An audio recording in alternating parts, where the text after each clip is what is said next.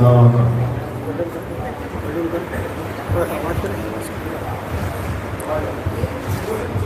साहिब अलैहि सतनाम।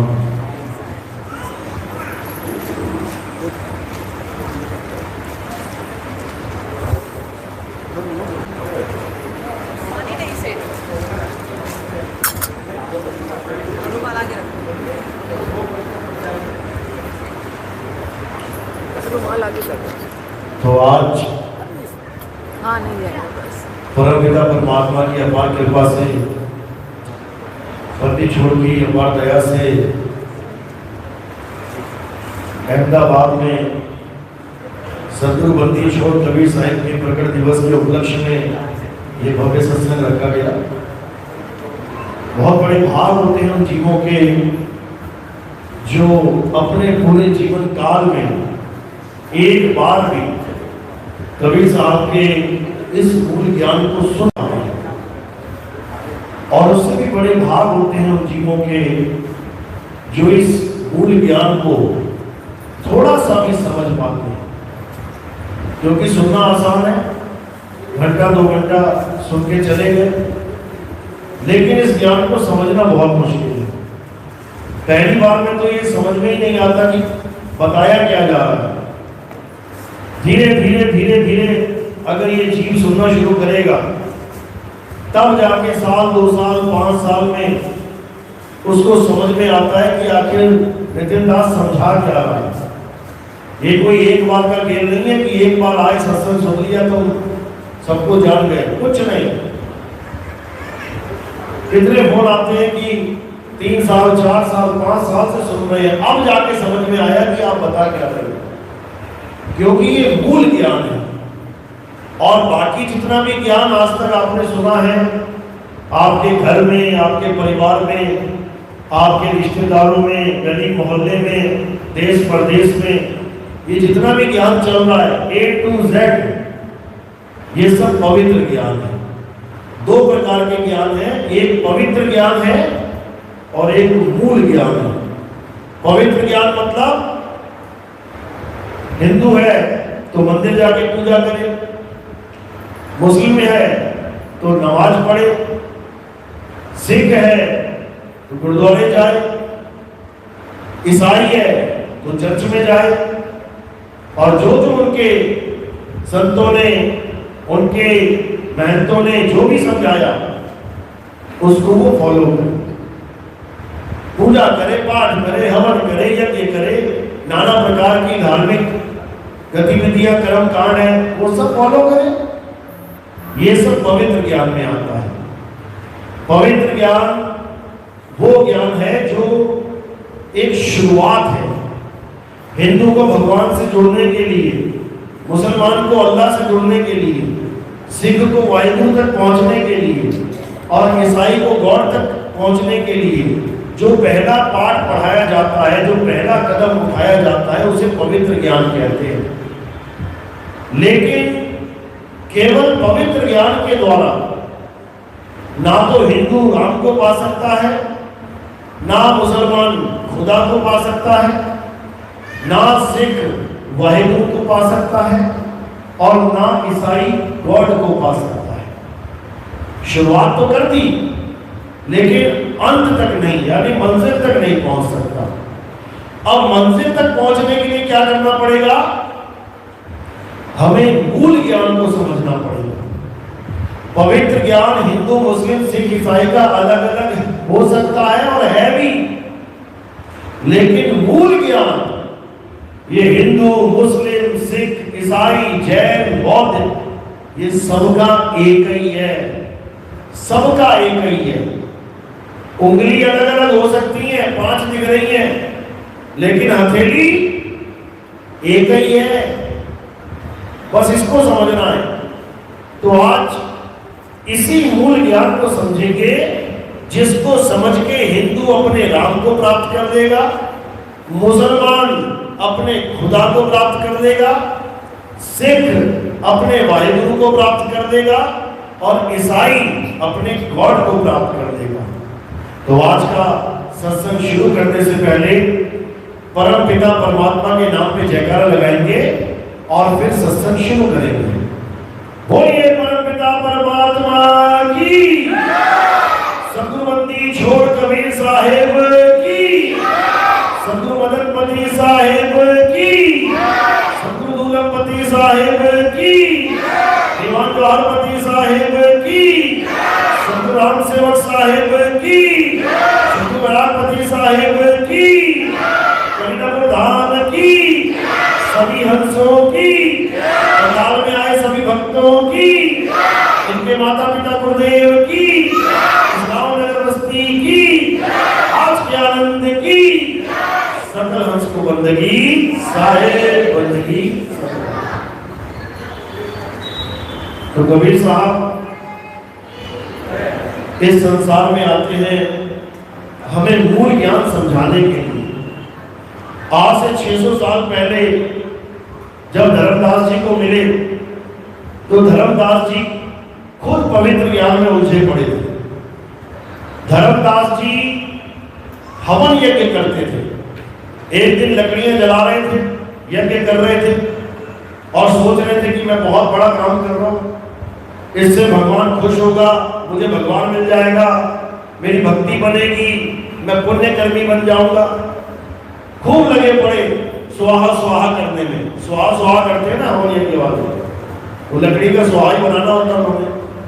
अभी वो स्वाहा स्वाहा चली रहा था, इतने में कबीर साहब प्रकट हो गए और दरवाजे में खड़े होकर कहते हैं, अरे पापी धर्मदास क्यों पाप कमा रहा है।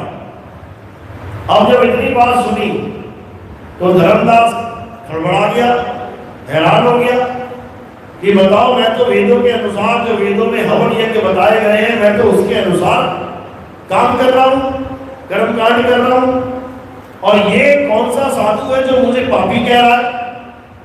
वो कहते महाराज मैं पापी कैसे, मैं तो पुण्यकर्मी जीव हूं, वेदों के अनुसार बताए हुए यज्ञ कर रहा हूं। कहते जो लकड़ी तू जला रहा है इसको चीर के दिए देख, इसको चीर के देख क्या है इसमें।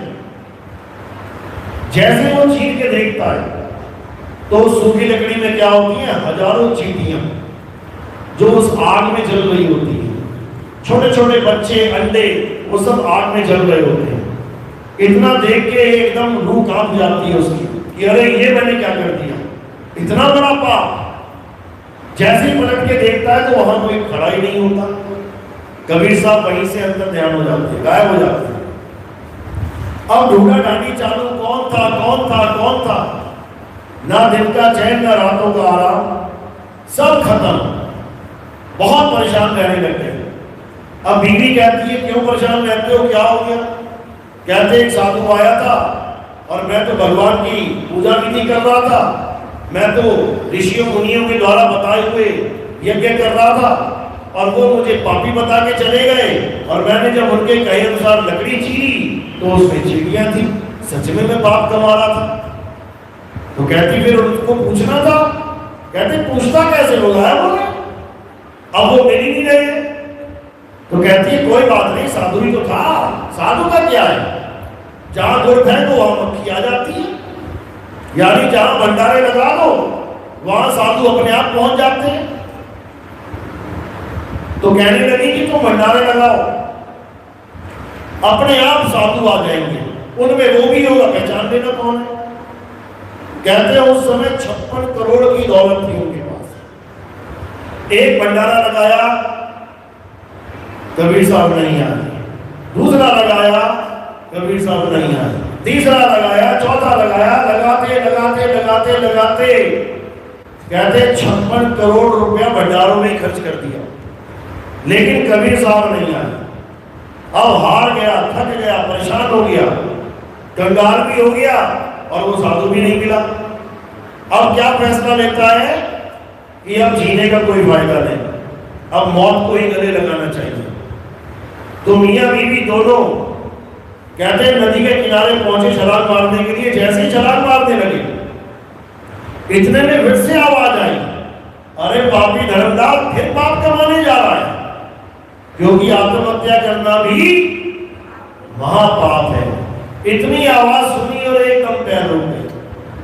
पीछे मुड़ के देखा तो कबीर साहब खड़े हुए। बोले महाराज आप कहां थे। अरे इतना भंडारे लगाए, सारा पैसा भंडारों में लगा दिया, खाली हो गया, आप आए क्यों नहीं, अब क्यों आ रहे हो, जब कुछ भी नहीं है, आपकी सेवा में कुछ दे भी नहीं सकता। तो कबीर साहब कहते हैं अगर मैं पहले आ जाता तो तुझे लगता कि तूने गुड़ फेंका और मक्खी आ गई है, इसलिए मैं नहीं आया। मैं कोई मक्खी नहीं हूं जो गुड़ के पीछे पीछे घूमे। तो इतनी बात सुनते ही दोनों मियां बीवी पैरों में पड़ गए, क्योंकि उनकी आपस की बात थी, वो उनकी आपस की बात भी जान रहे हैं, वो समझ गए कि ये कोई आम आदमी नहीं है। तो शर्मिंदा होके कि किस भाव से हमने भंडारे लगाए, हम तो गुड़ फेंक रहे थे। तो दोनों पैरों में पड़ गए, माफिया मांगने लगे। तब कबीर साहब ने कहा कि धर्मदास, जिस काम के लिए मैं यहां आया हूं ये बहुत जरूरी काम है और ये काम तुम्हारे द्वारा ही पूर्ण होगा। चलो मैं तुम्हें कुछ बताता हूं। तो धर्मदास उनको अपने घर में लेके गए और वहां पर उनके आने का कारण जाना, आखिर कबीर साहब इस संसार में क्यों आते हैं ये जाना। और जब ये जाना तो इतनी जिज्ञासा उत्पन्न हुई कि फिर सवाल जवाब चलने लग गए। और जब सवाल जवाब चले तो ये मोटा ग्रंथ बन गया जिसका नाम कबीर सागर है। अगर आप कबीर सागर पढ़ोगे तब आपको समझ में आएगा कि कबीर साहब के इस संसार में आने का मकसद क्या था। तो कबीर साहब का क्या मकसद है वो अच्छे से समझना है। पहले ये जानना है कि कबीर साहब इस संसार में आते कैसे हैं। हम और आप इस संसार में कैसे आए? माँ बाप के मिलन से। माँ बाप की शादी हुई तो हम पैदा हो गए। ये इस संसार में आने का एक रास्ता है। सब ऐसे ही आते हैं, जितने भी दिख रहे हैं ये सब माँ बाप की शादी के बाद ही आए। लेकिन जो कबीर साहब है वो बिना माँ बाप के इस संसार में आते हैं। वो पैदा नहीं होते, वो माँ के गर्भ में उल्टे लटक के नहीं आते, वो प्रकट होते हैं। इसलिए उनके प्रकट दिवस को जन्म दिहाड़ा नहीं कहा जाता, कबीर प्रकट दिवस कहा जाता है। उनके आने का दिन प्रकट दिवस कहलाता है, जन्म दिहाड़ा या जन्माष्टमी नहीं कहलाता, क्योंकि उनका जन्म नहीं हुआ है। वो प्रकट होते हैं और जैसे ही प्रकट होते हैं वैसे ही गुप्त होते हैं। यानी वो अंत समय में आम संतों की तरह शरीर छोड़ के नहीं जाते, वो गुप्त हो जाते हैं। और कबीर साहब कहां गुप्त हुए? मगहर में, उत्तर प्रदेश में गोरखपुर के पास एक जगह है खलीलाबाद, वहीं पे मगहर एक छोटा सा स्थान है। वहां पर एक छोटा सा मंदिर बना हुआ है और साथ ही में एक मकबरा बना हुआ है। यानी समाधि और मकबरा, यानी हिंदुओं का और मुसलमानों का स्थान एक साथ बना हुआ है। अब वो क्यों बना? क्योंकि 120 साल पूरे करके जब कबीर साहब इस संसार से जाने लगे तो उनकी जो देह है, शरीर है, उस देह के पीछे उनके चेले लड़ पड़े। क्यों लड़े? क्योंकि हिंदू कहने लगे कि हम अपने गुरु जी का शरीर जलाएंगे, क्योंकि हिंदू धर्म में शरीर को जलाया जाता है। और मुसलमान कहने लगे हम अपने पीर यानी गुरु का शरीर दफनाएंगे, क्योंकि मुसलमानों में दफनाया जाता है। अब लड़े कौन? दो राजा, एक बिजली खान पठान और एक राजा बघेल। तलवारें खिंच गई कि हमारे गुरु ने हम ऐसे करेंगे, हमारे गुरु हम ऐसे करेंगे। लेकिन कबीर साहब ने दोनों का झगड़ा शांत किया। कहते हैं कि मैं कुटिया में जा रहा हूं और वहां पर मैं शरीर त्याग दूंगा, शरीर जब मिलेगा तो तुम जैसे चाहो वैसे कर लेना। दोनों संतुष्ट हो गए, ठीक है। तो कमरे में जाते हैं और क्या होता है, कुटिया में जाके चादर तान के सो जाते हैं, लेट जाते हैं। इतने में बाहर आवाज आती है, आकाशवाणी होती है कि खोलो पर्दा, है नहीं मुर्दा और मिथ्या युद्ध कर डाला, ए मूर्ख नादाना तुमने हमें नहीं पहचाना, यानी तुम मुझे नहीं जान पाए, तुम मेरे वचनों को नहीं समझ पाए, तुम मेरी महिमा को नहीं समझ पाए और मुझे शरीर मान के लड़ने लगे। तो जब इतनी बात सुन के अंदर जाते हैं तो वहां चादर पड़ी होती है, उसके नीचे जैसे एक आदमी लेटता है बिल्कुल वैसे ही। तो चादर को जब हटाते हैं तो वहां पे लाश की जगह फूल मिलते हैं, यानी जाते जाते दोनों का झगड़ा खत्म करके वहां फूल प्रकट कर देते हैं। हिंदू और मुसलमान फूलों को आधा आधा बांटते हैं और वहां पर ही समाधि और वहीं पर ही मकबरा बना देते हैं, जो आज भी बना हुआ है। आज भी वहां पे सबूत है, उस वक्त से बना हुआ है।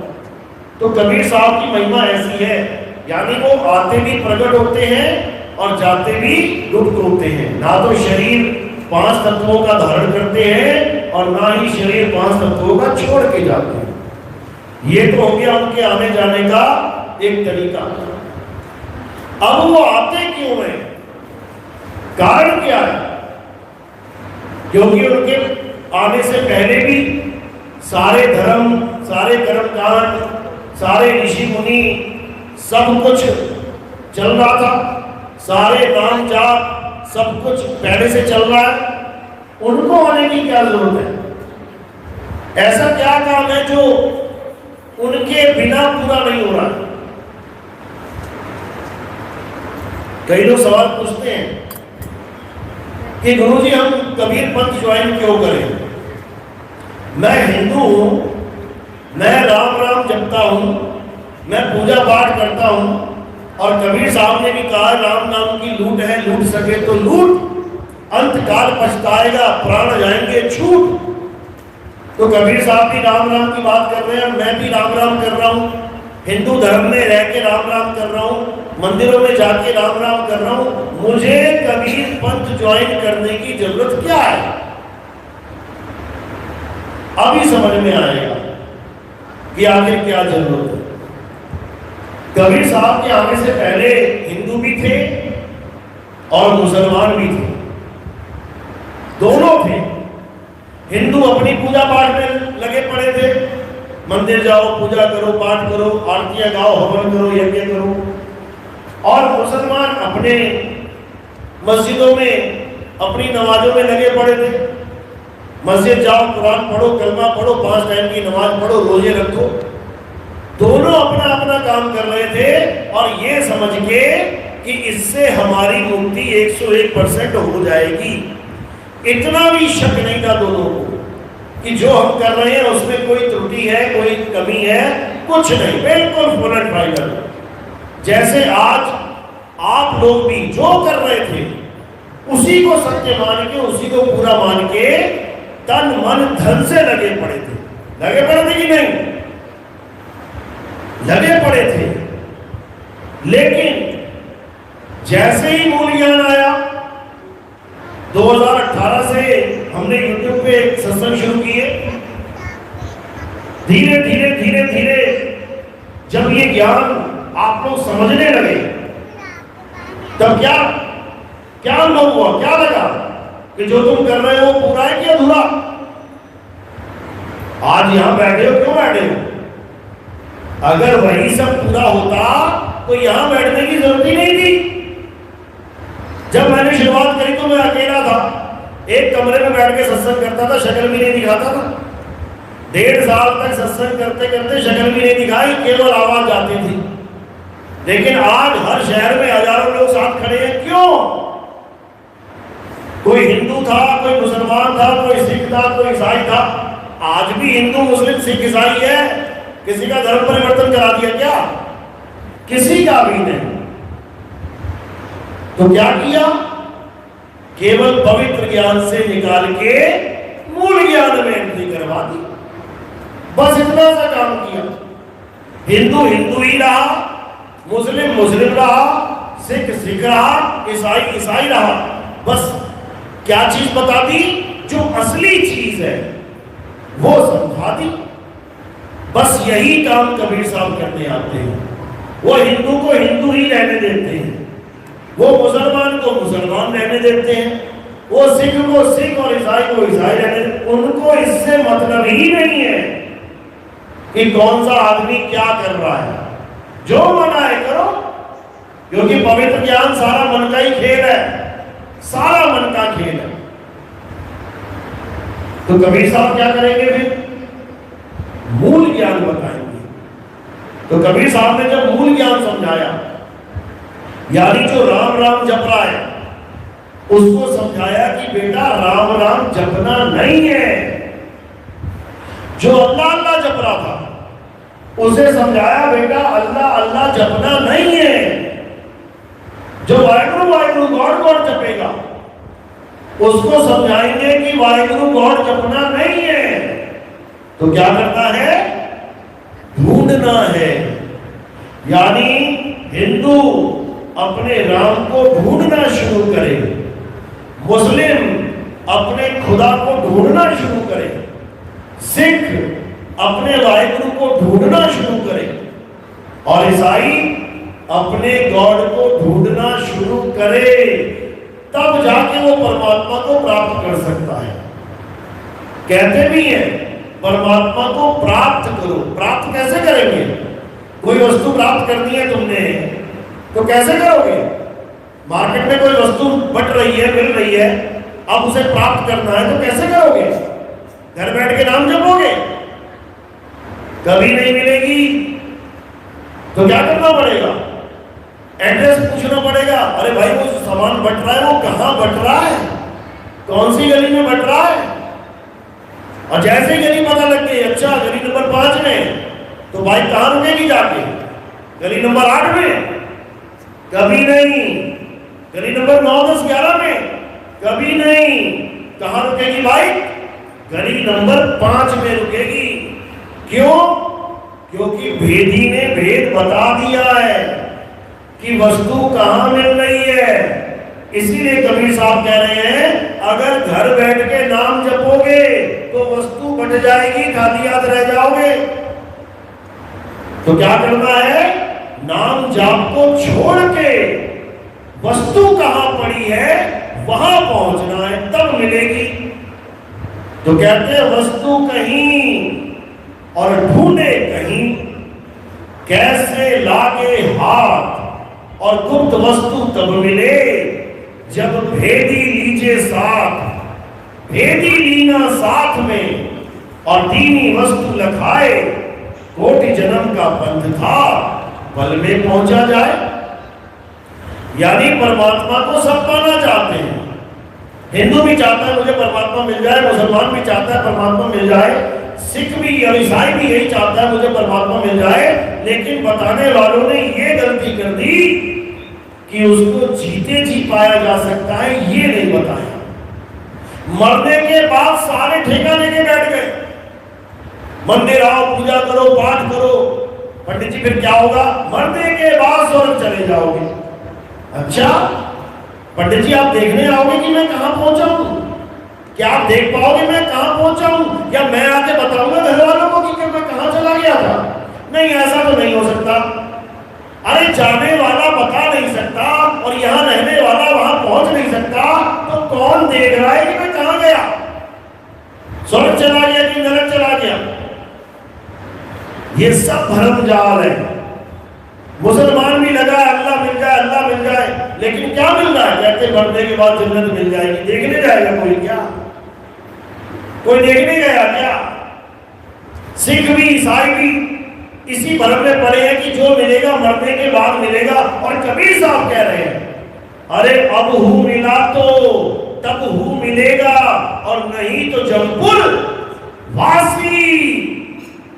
कहते अगर आज मिला परमात्मा तब जानना कि मरने के बाद मिलेगा। प्यासे सो जाओगे तो सपने में पानी मिल जाएगा, पी लोगे? अरे प्यासे मर जाओगे, प्यासे सो जाओगे तो सपने में नदी के बीच में खड़े होके भी पानी पियोगे ना, तब भी गला गीला नहीं होगा। समझ लेना, सपना तो पानी का ही आएगा। प्यासे जो लोग सो जाते हैं उन्हें सपना पानी का ही आता है कि खूब पानी पी रहे, खूब पानी पी रहे, लेकिन प्यास नहीं हो रही है। फिर हड़बड़ा के उठते हैं एकदम, फिर ढूंढते हैं गिलास कहाँ है, पानी कहाँ है। तो कबीर साहब यही समझा रहे हैं कि अज्ञानी को स्वर्ग नरक है, हरि जाने को नहीं, और जिस भव से सब लोग डरते हैं सो भय हमरे नहीं। यानी अज्ञानी को स्वर्ग नरक है। जो अज्ञानी जीव हैं वो स्वर्ग और नरक की बातें करते हैं कि मरने के बाद नरक मिलेगा, मरने के बाद स्वर्ग मिलेगा। ये अज्ञानी जीव है। और जो ज्ञानी होते हैं वो ये समझ जाते हैं कि स्वर्ग और नरक यही मिल रहा है। तुम्हारे कर्मों का भोग कहां भोगोगे, यही भोगना पड़ेगा। आके अच्छे कर्म किए तो राजा महाराजा बन जाओगे, समझ लो स्वर्ग में बैठे, और बुरे कर्म करोगे तो नरक यानी बिल्कुल लीचड़ वाला जन्म मिल जाएगा, बहुत ज्यादा बुरा हाल हो जाएगा। ऐसी ऐसी बीमारियां लग जाएंगी कि जीते जी नरक वे वास कर रहे हो, समझ लो। तो ये सब यहीं पे ही है। बाकी जितना भी है ये सब कल्पना का लोग है, कल्पना में ये इंसान जी रहा। तो कहते हैं अब क्या करना है, अब ये सारे नाम जाप छोड़ के वस्तु पे फोकस करना है कि वो परमात्मा परमात्मा कह तो सब रहे हैं लेकिन वो है कहां, उसका एड्रेस पता करना है। तो कहते हैं मुंह को कहां ढूंढे रे बंदे, मैं तो तेरे पास में। पास में मतलब कहां पे, द्वारिका या मक्का मदीना या अयोध्या में या केदारनाथ में। पास में मतलब जहां तुम हो वहीं पे वो है। इसी को कहते हैं पास में। कहते हैं मोबाइल क्या है, मेरे पास में।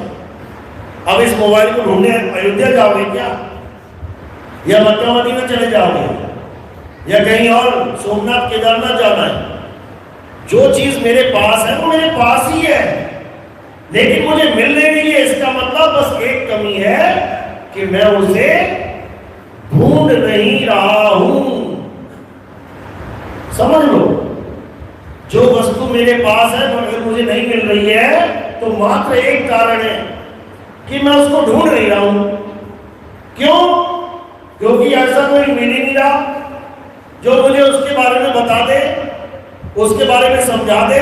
ढूंढना कैसे है, ढूंढना कहां है, ये बता दे। जो भी मिल रहा है वो क्या कह रहा है, राम चाहिए तो राम राम जप ले, राधा चाहिए तो राधा राधा जप ले, अल्लाह चाहिए अल्लाह अल्लाह जप ले, वाहिगुरु चाहिए वाहिगुरु वाहिगुरु जप ले, गॉड चाहिए गॉड गॉड जप ले। सबके सब जपाने में लगे हुए हैं, कोई खोज ही नहीं बना रहा। तो साहिब समझा रहे हैं, वो को कहां ढूंढे रे बंदे, मैं तो तेरे पास में। नाम है जप में, नाम है तप में। यानी मैं किसी भी जप से मिलने वाला नहीं। चाहे तुम सारी उम्र राम राम राम राधे राधे अल्लाह अल्लाह वाहिगुरु वाहिगुरु तुम कुछ भी करते रहो, मैं ऐसे नहीं मिल सकता। तुम दूध के आगे बैठ के जपने लग जाओ, घी घी घी, माला भी पकड़ लो, घी घी घी, दूध में से घी निकल जाएगा क्या? पता भी है कि इसी दूध में घी है, पता भी है कि इसी में है, पास है बिल्कुल, लेकिन घी घी घी जप के नहीं मिलेगा। कैसे मिलेगा? एक विधि के द्वारा। जब हमें वो विधि मिलेगी जो हमें गुरु समझाएगा। गुरु धारण क्यों किया जाता है? नाम जपने के लिए नहीं। ये जितने भी गुरु नाम जाप देते हैं ये सब जीव को मूर्ख बना रहे हैं। गुरु का मतलब नाम जाप होता ही नहीं है। गुरु का मतलब क्या होता है? ज्ञान समझाने वाला, ज्ञान देने वाला, नाम देने वाला नहीं। नाम तो तुम अपने माता पिता से ले लो, और लिया ही है तुमने नाम। जब पैदा हुए थे तो किसने नाम दिया था? माता पिता ने। तो माता पिता नाम दे सकते हैं, लेकिन माता पिता ज्ञान नहीं दे सकते। क्यों? क्योंकि माता पिता को खुद ज्ञान नहीं पता, कैसे देंगे?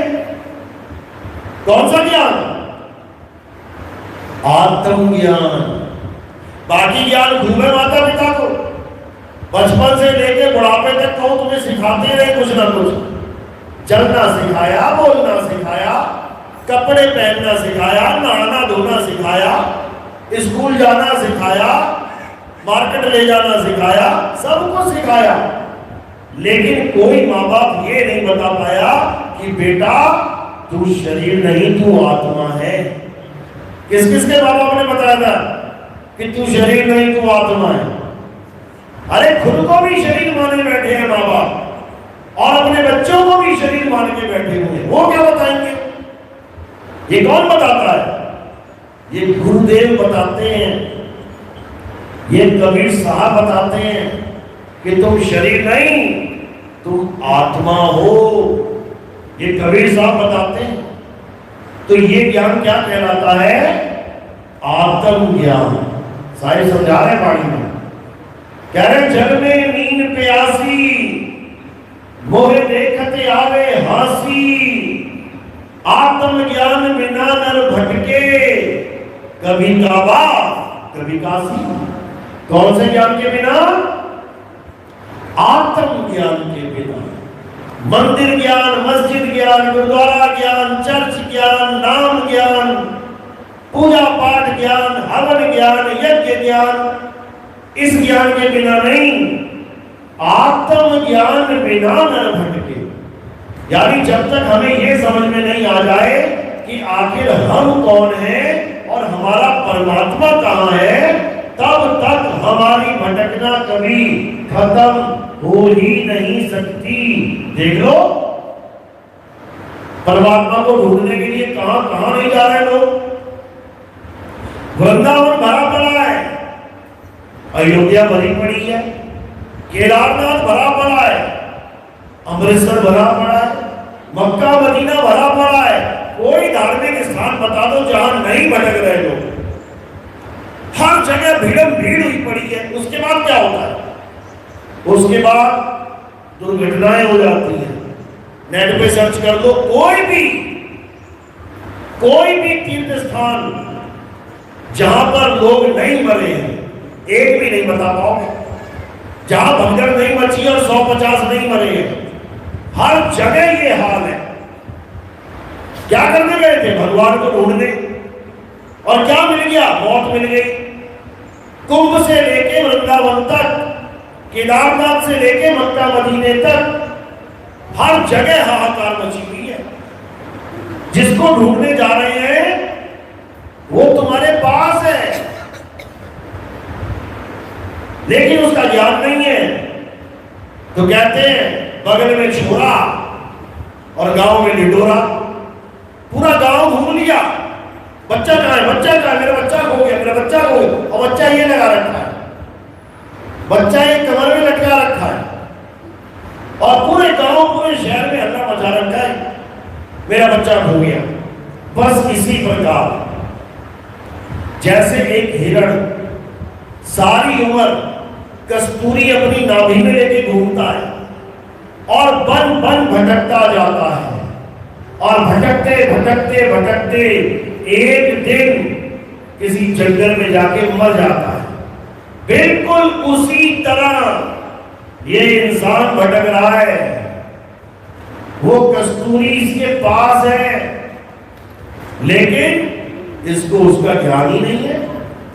तो कहते कस्तूरी कुंडल बसे और मृग ढूंढे वन माही, ऐसे रमता राम है ये दुनिया जाने नहीं।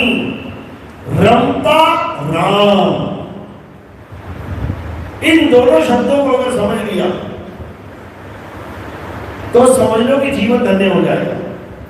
रमता, रमता मतलब जो हम सब में रम रहा है।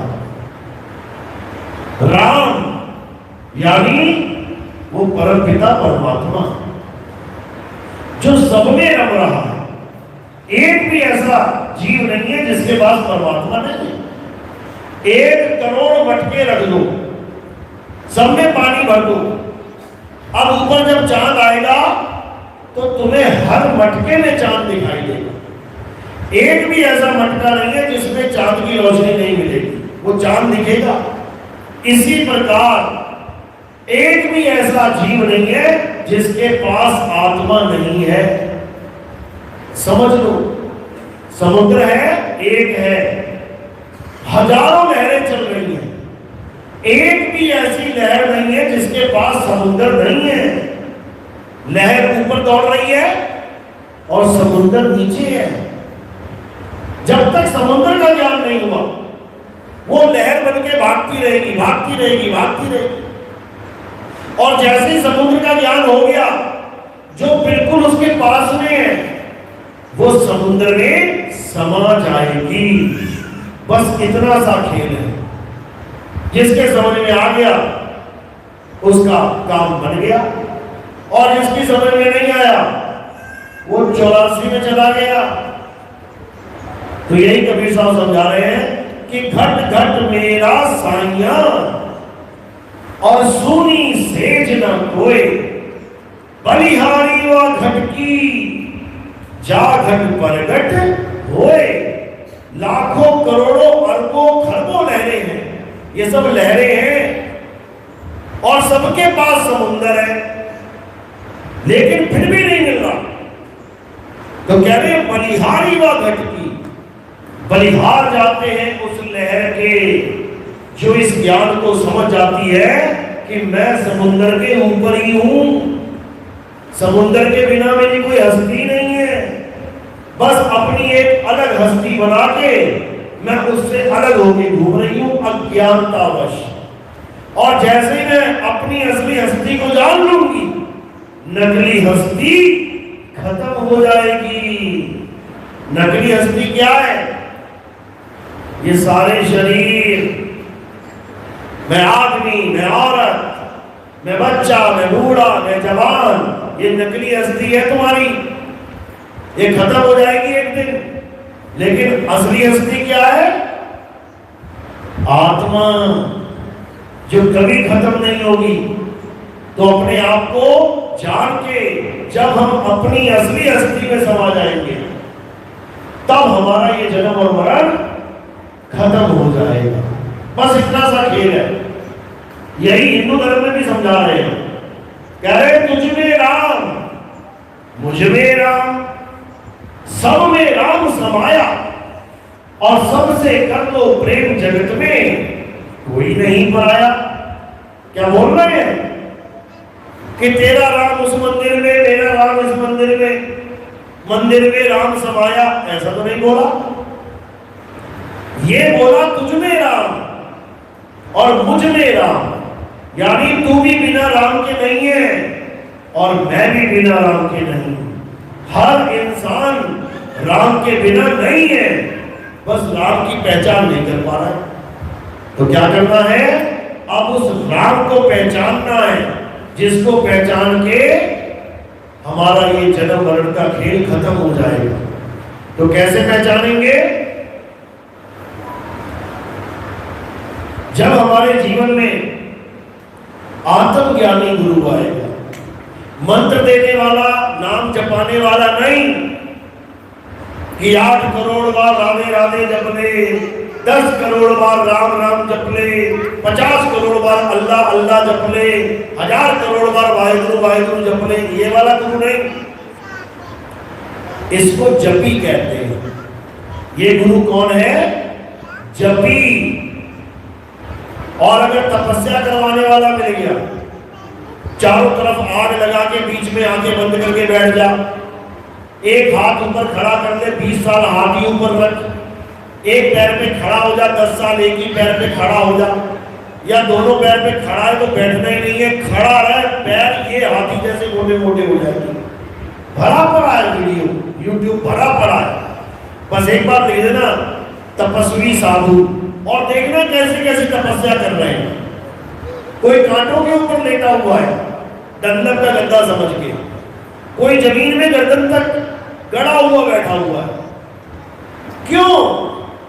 वो ये सोच रहे हैं कि ये सब करके हमें परमात्मा मिल जाएगा। और अगर तुम उसके चेले बन गए ना, तो तुम्हें भी जमीन में ही गाड़ देगा वो।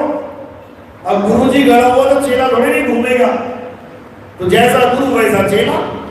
तो जपी मिल गया तो तुम्हें भी जपने में लगवा देगा। जपो राम राम राम, अल्लाह अल्लाह अल्लाह, वाहिगुरु वाहिगुरु वाहिगुरु, सारी उम्र बीत जाएगी तुम्हारी। तो जपी मिला तो भी मारे गए, और तपी मिला तो भी मारे गए। और घर बार छोड़ के जो सन्यासी बन जाते हैं, जंगल में जाते हैं, पत्ते खाते हैं, जंगल की जड़ी बूटियां खाते हैं, कंदमूल खाते हैं, सोचते हैं ऐसे परमात्मा मिल जाएगा, उसको सन्यासी कहते हैं। तो कबीर साहब बिल्कुल मना करते हैं, क्या है, नाम है जप में, नाम है तप में, और नाम है योग संन्यास में, खोजी होए तुरंत मिल जाओ। अब ये तुरंत तुरंत बार बार तुरंत क्यों कह रहे हैं? आखिर क्या चीज है ऐसी जो तुरंत मिल सकती है? कह भी रहे हैं, वेदी दीना साथ में दीनी वस्तु लखाए, और कोटि जन्म का पंथ था, पल में पहुंचा जाए, पल में, यानी तुरंत। अब ऐसी क्या चीज है जो तुरंत मिल जाएगी? परमात्मा कोई चने थोड़ी नहीं है, तुम आए और तुरंत तुम्हारी जेब में डाल दिया, ऐसा तो कुछ होने वाला नहीं है। तो फिर क्या वो चीज है जो तुरंत तुम्हें मिलेगी? राजा जनक जब उसने ये बोला कि मुझे ऐसा गुरु चाहिए जो मैं घोड़े की रकाब पे पैर रखने से पहले उस ज्ञान को प्राप्त कर लूं, तब मैं समझूंगा कि मैं धन्य हो गया। तो कहते हैं घोड़े की रकाब पे पैर रखने से पहले पहले ही उसको चेतन कर दिया उसके गुरु ने, अष्टावक्र जी ने। क्या ज्ञान दिया? राजा जनक ने कहा मुझे एक पल में ज्ञान चाहिए। कहते बिल्कुल मिल जाएगा। कहते लेकिन उसके लिए तुझे तन मन या धन, इनमें से एक चीज देनी पड़ेगी। वो कहता है महाराज बड़ा मुश्किल सवाल हो गया, क्योंकि मेरी तो इतनी रानियां हैं, मेरा राजपाट है, मुझे ये सब पूछना पड़ेगा। अब मैंने तन दे दिया तो मुझे यहां बैठना पड़ेगा, रानी तक नहीं जा पाऊंगा। धन दे दिया तो रानी सब भिखारी बन जाएंगी, तो भाई रानियों से पूछ के आना पड़ेगा। कहते जाओ पूछाओ। अब रानियों के पास जाके राजा जनक पूछते हैं, हाँ भाई हमारे गुरुदेव हैं, कहते हैं कि तन मन या धन इसमें से एक चीज मांग रहे हैं, क्या दिया जाए? तो रानी अपना अपना दिमाग लगाती है, कहती है देखो जी तुम्हारा तन चला गया तो हम क्या करेंगे यहाँ बिना आपके, और अगर धनी चला गया तो फिर कहाँ के तुम राजा और कहाँ के हम रानी। ये जो मन है ना ये बेकार पड़ा हुआ है सामान, ये वाला दे के आ जाओ। तो राजा सोचता है बात तो सही है, हींग लगे ना फटकड़ी, कुछ लेना देना भी नहीं है, कह देंगे गुरुजी मन आपका हो गया, और इतना कह के वापिस आ जाएंगे। गुरुजी करते रहे अपना मन से खिलवाड़ जो करना है, तन भी बच गया धन भी बच गया। तो चला गया गुरुजी के पास, कहता गुरुजी आ गया मैं, आपने एक चीज मांगी थी, मैं पूर्ण समर्पण करने के लिए तैयार हूं, वो मैं चीज पूरी तरह से आपको देता हूं। कहते क्या दोगे भाई बताओ? कहते गुरुजी तन और धन तो नहीं दे सकता, मन ले लो। कहते ठीक है आज से तेरा मन मेरा। कहते ठीक है गुरुजी। कहते हाँ हो गया काम? कहते हाँ हो गया। कहते ठीक है अब मैं चलता हूँ, मेरी रानियां वेट कर रही है। जैसे ही घोड़े पे पैर रखता है रकाब पे, इतने में गुरुजी कहते रुक। कहते रुक। कहते क्यों गुरुजी क्या हुआ? कह रहे घर क्यों जा रहा है? कह रहे मेरा मन कर रहा है घर चले। कहता मन तो मेरा है, जब मेरा मन करेगा तब जाना, अब तेरा मन मेरा है, अब तेरे मन से कोई काम नहीं चलेगा, अब जो मैं कहूंगा वो तेरा मन करेगा। अब फंस गया राजा, कहता बाप रे बाप कहां फंस गए। तो कहते हैं एक पल में उसको ज्ञान हो गया कि मन के हारे हार है और मन के जीते जीत। ये जो मन है ना, यही हिंदू मुस्लिम सिख ईसाई बना के बैठा है तुम्हें। ये जो मन है ना, यही पूजा पाठ हवन यज्ञ में मन लगा के बैठा है तुम्हें। ये जो मन है ना, यही जप में तप में लगाया जा रहा है तुम्हें। ये सारे मन के खेल हैं। ये मन हर जगह खुश है, हर पूजा पाठ हवन यज्ञ में खुश है। ये कहां खुश नहीं रहता? आत्मा के ज्ञान में। ये आत्मा के ज्ञान का विरोध करता है। क्यों? कारण क्या है? क्योंकि अगर तुम्हें ये पता लग जाए कि तुम क्या हो, तुम एक आत्मा हो, तो तुम मन से शक्तिशाली हो जाओगे। अभी तुम मन के गुलाम हो, और अगर तुम्हें पता लग जाए कि तुम एक आत्मा हो, तो मन तुम्हारा गुलाम हो जाएगा। इसलिए मन कभी नहीं चाहता कि किसी भी जीव को आत्मा का ज्ञान हो जाए। समझो, मन के गुलाम हो कि नहीं हो? बहुत बढ़िया। कैसे गुलाम हो ये भी समझ लो। सुबह से लेके शाम तक और शाम से लेके रात तक हर चीज तुम किसके कहने पे कर रहे हो? मन के कहने पे। सुबह आराम से सो रहे हो, मम्मी पापा बोल के पागल हो जाए, उठ जा बेटा, उठ जा, उठ जा बेटा, उठ जा। अगर तुम्हारा मन नहीं कर रहा ना उठने को, तो जो मर्जी कर ले, तुम आराम से सोते रहो। और जैसे ही मन में आएगा, उठ जाओ भैया, टाइम हो गया, जाना था किसी को मिलने, एकदम नींद गायब, एकदम नींद गायब। जल्दी से वॉशरूम में गया, अब साबुन कौन सा लगाएगा? मन पसंद 50 तरह के साबुन थे, लेकिन कौन सा उठाया दुकान में जाके? मन पसंद। नहा धो के आया, कपड़े पहनेगा, 50 तरह के कपड़े पड़े अलमारी में, कौन सा उठाएगा? मन पसंद। जो मन कर रहा है आज पहनने को, वो उठा लेगा। उसके बाद चाय पिएगा कि दूध पिएगा, परोठा खाएगा कि दही बड़े खाएगा, कि चावल खाएगा कि दाल खाएगा? मन पसंद। जो मन करेगा। मम्मी आज मन नहीं कर रहा ये सब्जी खाना, आज दूसरी बनाओ। मम्मी आज ये नहीं बनाना, आज वो बनाओ। किसके कहने पे? मन के कहने पे। तुम्हारे पास टीवी है, 50 तरह की फिल्में आ रही हैं, अलग अलग फिल्में, कौन सी लगा के देखोगे? जो मन करेगा, जो मन को अच्छी लग रही है वो देखोगे। हर काम वो करोगे जो मन कर रहा है। तो मन के क्या हो गए? गुलाम। ये जितनी जेलें भरी पड़ी हैं, ये सब मन के गुलामों की जेलें हैं। वही 5 मिनट अगर इसमें विचार किया होता, वही 5 मिनट ये सोचा होता कि मैं एक आत्मा हूं, मैं मन के कहे नहीं चलूंगा, तो ये उम्र कैदे ना हो रही होगी लोगों को। 5 मिनट इस मन के कहे पे किसी को पत्थर मार दिया, वो मर गया। किसी को गोली मार दी, वो मर गया। किसी के सरिया घुसा दिया, वो मर गया। मात्र 5 मिनट का खेल था। अगर इस मन के कहे ये काम ना किया होता, तो सारी जेलें खाली होती। वो तो चलो इंसानी जेल है, ये 3 लोग की जेल, ये भी मन के कहे भरी पड़ी है। जो हो रहा है मन के कहे चलता चला जा रहा है। और ये जीव 2 प्रकार के कर्मों में फंसा हुआ है। कौन कौन से कर्म? एक पाप और एक पुण्य। ये दोनों ही जाल है। कई लोग सोचते हैं हमें गुरु की क्या जरूरत है, हम पाप कमाते ही नहीं है, हम तो लंगर लगाते हैं, हम लोगों की सेवा करते हैं, समाज सेवा करते हैं, हमारी मुक्ति तो हो ही जाएगी, किसी की भी नहीं होने वाली।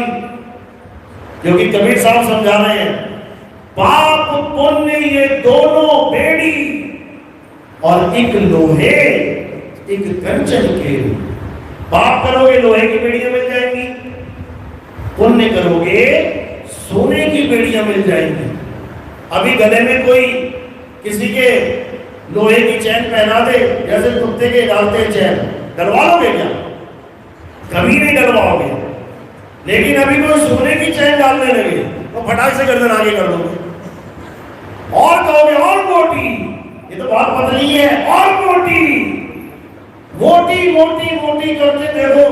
पप्पी लहरी मत बन जाना कहीं। देखी ना फोटो उसकी, ये मोटी मोटी चैन है, यानी केवल धातु बदली है, उसी में अहंकार बढ़ गया कि मेरे लोहे की नहीं, मैं तो सोने की चैन पहन के घूम रहा हूं। अरे जंजीर ही है वो भी। बाप पुण्य ये दोनों बेड़ी, एक लोहे एक कंचन केरी। यानी गरीब ये सोच रहा है, हाय मैं गरीब हूं, मेरी छोटी सी झोपड़ी है। वो बड़े महल वाला सुखी है, और बड़े महल वाला सोच रहा है, अरे मैं तो बहुत अमीर हूं, मैं तो फुल मजे में हूं। वो झोपड़ी वाला दुखी है, जबकि दोनों ही दुखी हैं, दोनों का खेल खत्म होने वाला है। समझ लो, एक बहुत भद्दा सा बकरा कसाई बाड़ी में चला गया, और एक बहुत सुंदर बकरा कसाई बाड़ी में चला गया। कौन बचेगा दोनों में से? कोई भी नहीं बचने वाला। यानी चाहे गरीब है चाहे अमीर है, वो कार की इस चक्की में पिसेगा ही पिसेगा, बचने वाला दोनों में से कोई नहीं है। तो बचेगा कौन? जो परमात्मा का सच्चा नाम जान लेगा। तो कहते हैं, बचना चाहो काल जाल से, तो चीनो शब्द हमारा, और कहे कबीर अमर कर राखूं, जो निज होए हमारा। जो मेरा हो जाएगा, यानी हमारे सच्चे शब्द को जान लेगा, केवल वही बचेगा, अन्यथा और कोई बचने वाला नहीं है। और बचने का मतलब ये नहीं कि तुम कहो गुरुजी आप कह रहे थे बचेगा बचेगा, मेरा तो लड़का मर गया, नाम दीक्षा देने के बाद भी मर गया। उसका शरीर मरेगा, तुम्हारा लड़का नहीं मर सकता कभी, क्योंकि वो शरीर है ही नहीं। नाम दीक्षा लेने के बाद इस जीव को ये ज्ञान होने लग जाता है कि वो शरीर नहीं, वो आत्मा है। और धीरे धीरे धीरे धीरे ध्यान करता करता करता वो एक दिन आत्म ज्ञान को प्राप्त कर लेता है। उस दिन उसे 100% पता लग जाता है कि वो एक आत्मा है। अब जब पता ही लग गया कि मैं एक आत्मा हूं, अब कब मरेगा? आत्मा कब मर जाती है? 100 साल बाद, 200 साल बाद, 1000 लाख करोड़ अरब खरब दशरब खरब बाद? कभी भी नहीं। यानी अब वो लड़का अमर हो गया है। अब तो वो शरीर छोड़ेगा। कोई पकड़ी हुई चीज को छोड़ देना मरना नहीं कहलाता। जिसने पकड़ी उसने छोड़ी। आत्मा ने शरीर को पकड़ा, आत्मा ने शरीर को छोड़ा, तो मरा कौन? जो चीज पकड़ी हुई थी वो मरी, आत्मा नहीं मरी। बस इसी को समझना है। यानी नाम दीक्षा लेने के बाद क्या करना है? हमें यह जानना है कि आखिर हम हैं क्या। और जब हम ये जान गए कि हम कौन हैं, फिर ये शरीर को कैसे छोड़ना है, बस इतना पता होना चाहिए, और ये अपने आप छूट जाएगा। जब तक ये नहीं पता कि मैं कौन हूं, तब तक तुम शरीर को छोड़ोगे तो तुम्हें लगेगा हाय मैं मर रहा हूं। तभी कहते हैं ना, डॉक्टर साहब मुझे बचा लो, पापा मुझे बचा लो, मम्मी मुझे बचा लो। अरे जो पहले से अमर है, ईश्वर अंश जीव अविनाशी, जो पहले से अमर है, उसे कौन बचाएगा? जो खुद अमर है वो ये कहता फिर रहा है कि मुझे बचा लो, मुझे बचा लो, मुझे बचा लो। क्यों? क्योंकि उसको पता ही नहीं है कि वो अमर है। अब गुरु क्या करता है? गुरु उसे अमरता का ज्ञान दे देता है। वो पहले से अमर है, लेकिन उसको ये ज्ञान प्राप्त हो जाता है कि आखिर वो अमर है तो कैसे है। और जैसे वो समझ जाता है कि मैं अमर हूं और कैसे हूं, उसके बाद क्या होता है? उसके बाद वो कभी दोबारा जन्म नहीं लेता। वो अमर है, शरीर छोड़ के दोबारा नहीं पकड़ता। इसी को साहिब ने कहा, अमर करूं सतलोक पठाऊं और दाते बंदी छोड़ कहाऊं। ये नाम नहीं जपवाऊं, ये पूजा पाठ नहीं करवाऊं, ये राम राम नहीं जपवाऊं, बल्कि राम राम छुड़वाऊं। ये अल्लाह अल्लाह नहीं करवाऊं, बल्कि अल्लाह अल्लाह छुड़वाऊं। ये वाहिगुरु वाहिगुरु नहीं करवाऊं, बल्कि वाहिगुरु वाहिगुरु छुड़वाऊं। और क्या बताऊं? आत्मा के ज्ञान को बताऊं। यही गीता में समझाया गया। अध्याय 3 17वां श्लोक। हे अर्जुन, जो अपनी आत्मा में रमण करते हैं, मंदिरों में नहीं, मस्जिद गुरुद्वारों में नहीं, या वृंदावन में वो रेत वाला मंदिर बना दिया है, रमण रेती, लोग उसी रेत में रमण कर रहे हैं जा जाके। बताओ, अरे रेत में रमण करना है, 84 लाख भरी पड़ी है। कुत्ता बन के रमण करो, कर ही रहे हैं। बैल बन के रमण करो, कर ही रहे हैं। पूरा दिन धूल में रहते हैं। इंसान बन के धूल में जाओगे तो जन्म बर्बाद हो जाएगा। और इसका मतलब ये नहीं कि कृष्ण जी के यहाँ पैर पड़े थे तो यहाँ पे रमण करना है। कहाँ पैर नहीं पड़े उनके? कुरुक्षेत्र में भी पड़े थे, वहां पे भी धूल मिट्टी में नहा लो जाके। कहाँ कहाँ नहीं गए कृष्ण जी? जहां जहां गए लेट के चले जाओ। ये नहीं बोला जा रहा है,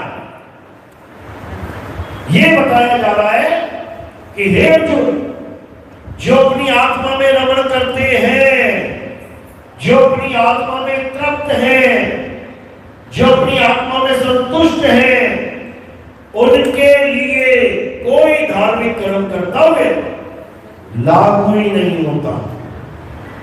जो अपनी आत्मा का ज्ञान प्राप्त करके, अपने सत्य स्वरूप का ज्ञान प्राप्त करके उसमें रमते हैं, यानी उसमें समा जाते हैं, जिसको साहिब कह रहे हैं, जाप मरे अजुपा मरे अनहनवी मर जाए, छोड़ इन नामों को, सूरत समाए शब्द में और बातों का न खाए। यानी अपने सत्य स्वरूप में समा जा, तब तुझे काल नहीं खाएगा। नहीं तो सारे बकरों का नंबर लगने वाला है। और बकरा लड़ क्यों रहा है? हरी घास खाने के लिए। कहता सूखी वाली नहीं खाऊंगा मैं तो हरी नहीं खाऊंगा। अरे हरी खा के भी मरेगा। यानी आज जो दौड़ लगी हुई है अमीर बनने की, अमीर बन के भी मरेगा। तो क्या करना है? दौड़ना अमीरी के पीछे नहीं है, दौड़ना मुक्ति के पीछे है। बकरा घास खाने के चक्कर में और पोटली बना बना के पीछे भी रख रहा है बैग में, और भंडार भर रहा है अपने कि हरी घास कोई और ना खा जाए, मेरे पास ही आ जाए सारी। यानी बारिश में एक छाता लगाना था, 50,000 छाते लगा दिए बारिश से बचने के लिए, और बाकी सब बिना छाते के बेचारे डूब रहे हैं, भीग रहे हैं। तो 50,000 छाते लगाने की जरूरत नहीं है, एक छाता ही बहुत है। यानी जितना तुम्हें एक जीवन में चाहिए इतना पैसा बहुत है, लेकिन लोग इतना पैसा कमा के बैठ गए कि 50,000 जन्म तक भी पैसा फूकते रहे तब ना खत्म हो। लेकिन दुख के साथ कहना पड़ रहा है कि एक जन्म से ज्यादा वो यूज भी नहीं कर सकता, सब यही छोड़ के चला जाएगा। तो क्या करना है? अब घास मिल बांट के खाओ और कसाई बाड़े से भागने का प्लान बनाओ, तब तो काम बन जाएगा। नहीं तो यहीं आओ और यहीं जाओ, 84 में धक्के खाओ। मेरी बात समझ में आ रही है? किस किस के समझ में आ रही है बता देना, हाथ खड़े करो जरा। बहुत बढ़िया, बहुत बढ़िया। क्योंकि जब तक बात समझ में नहीं आई तब तक आपको समझ में ही नहीं आएगा कि दुनिया में करने क्या आए हैं। तो कहते आदि नाम हम भाग सुनाया और मूर्ख जीव समझ नहीं पाया। तो इसलिए अब मूर्ख नहीं बनना है भाई, अब सत्य को जानना है, सत्य को समझना है और सत्य की बंदगी करनी है। बोलिए परमपिता परमात्मा की जय हो, साहिब की सरनाम। अब आरती का समय है।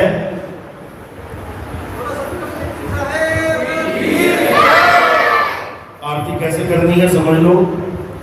एक पत्ता उठाना है, जब आरती चालू हो जाएगी एक एक करके आएंगे और ये पत्ता मेरे सिर के ऊपर रख देना है। क्यों रखना है? क्योंकि हमारे यहाँ आरती किसी पत्थर की, किसी मूर्ति की, किसी फोटो कैलेंडर की नहीं होती। हमारे यहाँ आरती किसकी होती है? आत्मा की आरती होती है। क्योंकि इतना आत्मा के बारे में समझाने के बाद फिर पत्थर पूज लोगे तो बात वही की वही रह जाएगी। तो अब क्या करना है? अब आत्मा की पूजा चलेगी। आत्मा की पूजा कैसे होती है? हमारे यहाँ संतों को शरीर नहीं माना जाता, क्योंकि संत तो ये बताने आए हैं कि तुम शरीर नहीं हो, तुम आत्मा हो। तो हम संतों को कभी शरीर ना मान बैठे। तो कहते हैं संत हमारी आत्मा, हम संतन के जीव और संतन हम में रवि रहे, जीव माखन में घी। तो संत ही हमें समझाते हैं कि तुम एक आत्मा हो, तुम अपने आप को जानो, अपने स्वरूप को जानो। तो अब उसी आत्मा की आरती होगी। और कोई प्रचार प्रसार में योगदान करना चाहेगा तो चरणों में रखना है केवल सेवा। उसी सेवा से आज 195 देशों में हमारी ये आवाज पहुंच रही है। कैसे पहुंच रही है? टीवी चैनल्स के द्वारा। हमारा प्रोग्राम टीवी चैनल में भी आता है। सुबह सुबह 6:45-7 बजे बैठ जाना टीवी के आगे। साधना चैनल और ईश्वर टीवी चैनल, इन दोनों पे हमारा प्रोग्राम चलता है। लोग और भी मिलेंगे उसमें, गुरुजी और भी आएंगे, आपको बताएंगे कि परमात्मा को पाना है तो नाम जपो, नाम जपो, नाम जपो। 1-1 घंटा, 2-2 घंटा यही बताएंगे। जैसे ही बाबा ये बता के जाएगा इतने में मैं आ जाऊंगा और मैं क्या बोलूंगा? परमात्मा को पाना है तो नाम छोड़ो, नाम छोड़ो, नाम छोड़ो और आत्म तत्व से खुद को जोड़ो। जब इतनी बात कोई विवेकी हम सुनेगा, और सुनता ही है, सुन के खलबली बच जाती है। फोन करते हैं, क्यों? फोन नंबर भी दे रखा है साथ में, सारे रास्ते खोल रखे हैं। ये नहीं कि वो देख के वो ढूंढता फिरे किससे बात करूं, नंबर भी दे रखा है। नहीं तो कोई बाबा अपना नंबर देता है? दिखाओ किसी बाबा का नंबर। सब बाबा नंबर छुपा के बैठे हैं। क्यों? कि कोई सवाल जवाब ना कर ले। सवाल जवाब कर देगा तो कुछ बोल नहीं पाएंगे, वायरल हो जाएगा, अज्ञानता साबित हो जाएगी। इसलिए बाबा चैलेंज देने के बाद भी सामने नहीं आते। चैलेंज देते रहते, कोई हमसे ज्ञान चर्चा कर ले तो धोती धो देंगे, और वो सामने तक नहीं आते कि सामने भी आ जाए। 10 मिनट के लिए भी नहीं आ सकता सामने। लेकिन हमने अपना नंबर खुला दे रखा है, आ जाओ कर लो भाई, जिसको संतुष्टि करनी है। तो लोग फोन करके पूछते हैं, बाबा हजारों पंथ चल रहे हैं नाम जपवाने वाले, अरे नाम छुड़वाने वाला भी पंथ चल रहा है क्या? बिल्कुल चल रहा है। नितिन दास चला रहा उसे। ये नाम छुड़वाने वाला पंथ है, क्योंकि पूरे गुरु की पहचान ही यही है। सोई गुरु पूरा कहावे, जो 2 अक्षर का भेद बतावे, एक छुड़ावे। ये नाम जाप छुड़वाने आया हूं और एक लखावे, आत्म तत्व लखाने आया हूं, तब प्राणी निज घर को जावे। बोलिए परमपिता परमात्मा की। साई बंदगी सतनाम। अब आरती का समय है, आरती चालू कर दो। जय जय सत्य कभी। और सब खड़े हो जाएंगे और एक लाइन बना लेंगे, एक के पीछे एक, एक के पीछे एक, क्योंकि बहुत ज्यादा संगत है। आराम से बिल्कुल ये काम होना चाहिए। जहां जहां पे आप बैठे हैं वहीं खड़े हो जाओ, बस वहीं से एक एक करके आगे आना शुरू हो जाएंगे और ऐसे घूम के पीछे से चले जाओ। बोलिए परमपिता परमात्मा।